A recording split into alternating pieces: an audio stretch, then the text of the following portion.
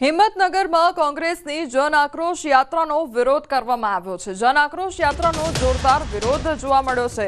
મેવાણીના નિવેદન સામે પરિવારમાં આક્રોશ જોવા મળી રહ્યો છે। જન આક્રોશ યાત્રાને રોકીને સૂત્રોચ્ચાર કરવામાં આવ્યા છે તો મહિલાઓએ પ્લેકાર્ડ બતાવી નારા લગાવ્યા છે।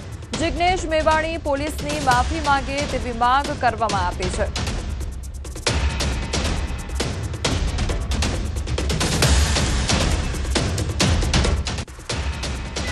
રેલી में भेगा थया छे जे जिग्नेश भाई जे शब्दों वापर्या एमने कीधुं के पोलीस आ पट्टा उतारी दઈએ ए खोटું છે। અમને એ વાતથી વિરોધ છે। અમે એના માટે અહીં આવ્યા છીએ। આજે અહીં રેલીમાં ઉભા હતા તો જે એમના કોંગ્રેસના કાર્યકર્તા એમને બી અમારી ઉપર ખુદ મારી ઉપર ધક્કા મુક્કી કરી છે। એમને બધી લેડીઝોને અમારા બેનરો ફાડી દીધા। અમારે રાત દિવસ નોકરી કરે છે। એ દિવાળી पर भी हमारी जोड़े नहीं होता। फैमिली ने टाइम नहीं आपता। अमे बीमार होइए हमारा छोकरा बीमार होय तो एमने टाइम नहीं होतो हमारा माटे। हाल भी एमनी रक्षा माटे एमनी साथे छे तो पछी एमने ए शब्द वापरवाना क्या आवे छे। आज पुलिस परिवार बधा भेगा थया छे। पुलिस परिवारना बधा परिवार छे आ અને જિગ્નેશ મેવાણીનો જે બીભત્સ વર્તન છે બીભત્સ વર્તનમાં એમને જે પોલીસ પટ્ટા ઉતારવાની વાત છે એ બીભત્સ વાતો છે અત્યારે હાલ એ વાત એમને કરવી જ ના જોઈએ। અમારે કોંગ્રેસ પાર્ટીથી કોઈ વિરોધ નથી। જે પોલીસ પરિવાર વિશે વારંવાર આવી રજૂઆતો કરે વારંવાર આવું બેબસ વર્તન કરે છે એ વ્યાજબી નથી। પોલીસને પણ કહેવા માંગીએ છે તકલીફ તો એમને થવાની કે જે ખોટું કરે છે, જે પ્રમાણિકતાથી કામ કરે છે, જે બંધારણ મુજબ કામ કરે છે, જે પોતાના પરિવાર સાથે શાંતિથી જીવન પગાર પર જીવે છે એમને તો કોઈ ચિંતા નથી। પણ જે 2 નંબરના હપ્તા ઉઘરાવે છે, જે દારૂના ડ્રગ્સના નામે પોતાની મોંઘી ગાડીઓ કે બંગલા ખરીદે છે, જે હપ્તા ગાંધીનગર સુધી પહોંચાડવા માટે વહીવટદારો બન્યા છે આ એમનો બળાપો છે। એસઆરની કામગીરી અંગે જીતુ વાઘાણીનું નિવેદન સામે આવ્યું છે। કામ સરળતાથી થાય, કોઈ પ્રેશર ન થાય તેવું કહેવામાં આવ્યું છે। સીએમની સૂચના છે કે પ્રેશર ન થાય તેમ કામ કરવું તો મુખ્યમંત્રીએ સીએસને સૂચના પણ આપી દીધી છે।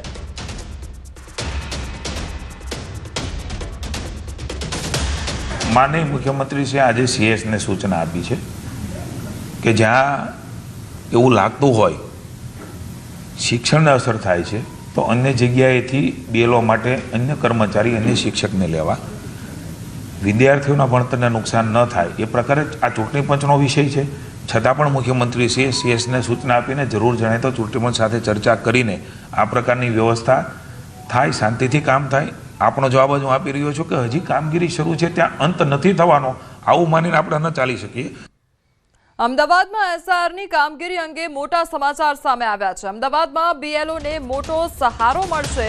મહેસૂલ પંચાયત મનપાનો સ્ટાફ મદદે ઉતરશે ત્યારે મતદાર યાદી સુધારણા દરમિયાન બીએલઓ પર વધતા દબાણ અને માનસિક તણાવની પૃષ્ઠભૂમિમાં તંત્રનો મહત્વનો નિર્ણય કરવામાં આવ્યો છે। હવે અમદાવાદ શહેરમાં બીએલઓને ફોર્મ કલેક્શનથી લઈ ડિજિટલાઇઝેશન સુધી જે સહાય કરવા મહેસૂલ પંચાયત અને મનપાના કર્મચારીઓ ફાળવવામાં આવ્યા છે।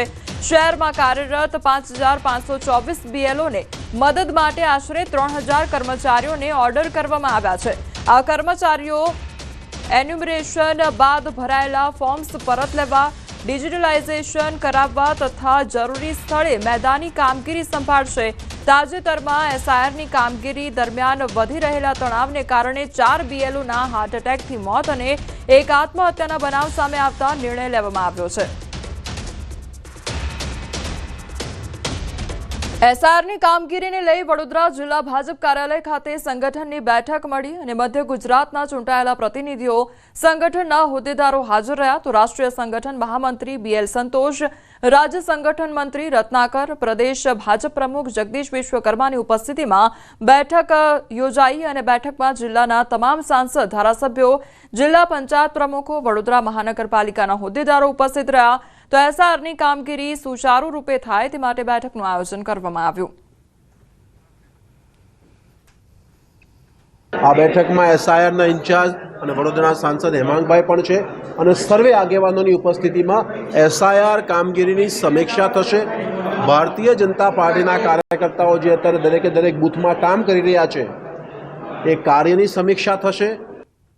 અમદાવાદમાં ઘી કાંટામાં દુકાનમાં ભીષણ આગ લાગી અને આગ પર કાબુ મેળવવાના પ્રયાસ હાથ ધરવામાં આવ્યા તો પંચભાઈની પોળ પાસે કાપડની દુકાનમાં આગ લાગી ગઈ હતી। આગને કારણે સમગ્ર વિસ્તારમાં અફરાતફરીનો માહોલ સર્જાઈ ગયો હતો। 4 ફાયર બ્રિગેડની મદદથી જે આગ પર કાબુ મેળવવામાં આવ્યો હતો। આગ લાગવા પાછળનું જે કારણ છે હજી સુધી અકબંધ છે। તો અમદાવાદના ઘીકાંટા વિસ્તારમાં દુકાનમાં ભીષણ આગ લાગવાની ઘટના બની હતી। તો આગ લાગવાને કારણે આસપાસના વિસ્તારમાં અફરાતફરી સર્જાઈ ગઈ હતી। તો જે ફાયર વિભાગની ગાડીઓ છે ઘટનાસ્થળે પહોંચી આગ પર કાબુ મેળવ્યો હતો। તો અમદાવાદના ઘીકાંટા વિસ્તારની આ ઘટના સામે આવી છે કે જ્યાં કાપડની દુકાનમાં આગ લાગવાની ઘટના બની હતી અને ત્યારબાદ આસપાસના વિસ્તારમાં અફરાતફરી સર્જાઈ ગઈ હતી। તો બીજી તરફ ફાયર વિભાગની ગાડીઓ ઘટનાસ્થળે પહોંચી આવી હતી અને પાણીનો મારો ચલાવીને આગ પર કાબુ મેળવી લેવામાં આવ્યો હતો।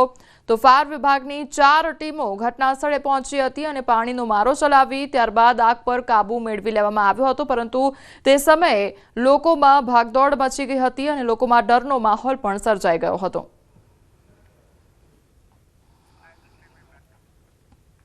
અમદાવાદમાં બેફામ ટ્રક ચાલકે એક્ટિવા ચાલક મહિલાને કચડી કાઢી હોવાની ઘટના સામે આવી છે। ઘટનાના હચમચાવી દેતા સીસીટીવી ફૂટેજ પણ સામે આવ્યા છે। ટ્રક ચાલકની ટક્કરે એક્ટિવા ચાલક મહિલાનું મોત નીપજ્યું છે। વાસણા મહાલક્ષ્મી પરોઠા હાઉસ નજીક આ બનાવ બન્યો હતો। વહેલી સવારે ટ્રક ચાલકે 2 મહિલાને ટક્કર મારી હતી। અન્ય એક મહિલા ઇજાગ્રસ્ત થતા હોસ્પિટલ ખાતે ખસેડવામાં આવી છે। તો આરોપી ડ્રાઈવરની પોલીસે ધરપકડ કરી લીધી છે। તો બેફામ ટ્રક ચાલક અહીંયા જોવા મળી રહ્યો છે અને તે અંગેના સીસીટીવી ફૂટેજ પણ સામે આવ્યા છે કે જ્યાં એક્ટિવા પર સવાર જે 2 મહિલા છે તેમાં ટ્રક ચાલક દ્વારા ટક્કર મારવામાં આવી હતી અને તેમાં આખી ઘટનામાં એક મહિલાનું મોત નીપજ્યું છે અને અન્ય જે એક મહિલા છે તે ગંભીર રીતે ઇજાગ્રસ્ત થઈ છે। તેને સારવાર અર્થે ખસેડવામાં આવી છે। તો સંવાદદાતા ઋત્વિજ અમારી સાથે જોડાઈ ગયા છે। ઋત્વિજ, ટ્રક ચાલક દ્વારા ટક્કર મારવામાં આવી, અત્યારે શું અપડેટ મળી રહ્યું છે આખી ઘટનામાં? હજી વાત કરીએ તો વહેલી સવારનો આ બનાવ છે। લગભગ 7 વાગ્યાની આસપાસ વાસણા જે મહાલક્ષ્મી પરોઠા હાઉસ છે તેની નજીક આ જે ટ્રક ચાલક છે તે પોતે જઈ રહ્યા હતા અને તેની આગળ એક્ટિવા પર 2 મહિલા સવાર હતી। ટ્રક ચાલકે અચાનક જ જે તેની સ્પીડ હતી તે ટ્રકની વધારી દીધી હતી અને જે એક્ટિવા પર મહિલા હતી તે બંને મહિલાઓને તેણે ટક્કર મારી હતી। જો કે જે સીસીટીવી ફૂટેજ સામે આવે છે તે સીસીટીવીમાં પણ સ્પષ્ટપણે જોઈ શકાય છે કે કેટલી બેદરકારીપૂર્વક આ જે ટ્રક ચાલક છે તેને ટ્રક ચલાવી છે અને આ બંને મહિલાઓને અડફેટે લીધી છે। જેમાં એક મહિલા છે તેને ગંભીર ઈજા પહોંચતા ઘટના સ્થળ પર તેનું મૃત્યુ નીપજ્યું હતું, જ્યારે અન્ય એક મહિલા છે તેને તાત્કાલિક સારવાર માટે નજીકની હોસ્પિટલમાં ખસેડવામાં આવી છે। જ્યારે સમગ્ર ઘટનાની જાણ ટ્રાફિક પોલીસને કરી હતી ત્યારે પોલીસ ઘટના સ્થળ પર પહોંચી હતી અને ટ્રક ચાલક છે તેને હાલમાં અટકાયત કરીને વધુ પૂછપરછ શરૂ કરી છે। તેને કોઈ નશીલા દ્રવ્યનું સેવન કર્યું હતું કે કેમ તેની આશંકાને ધ્યાનમાં રાખીને પોલીસ દ્વારા જે મેડિકલ ટેસ્ટની કાર્યવાહી છે તે પણ હાલ કરવામાં આવી રહી છે। જી ઋત્વિજ, સમગ્ર માહિતી બદલ આપનો આભાર। વડોદરા શહેરમાં ફરી એકવાર અસામાજિક તત્વો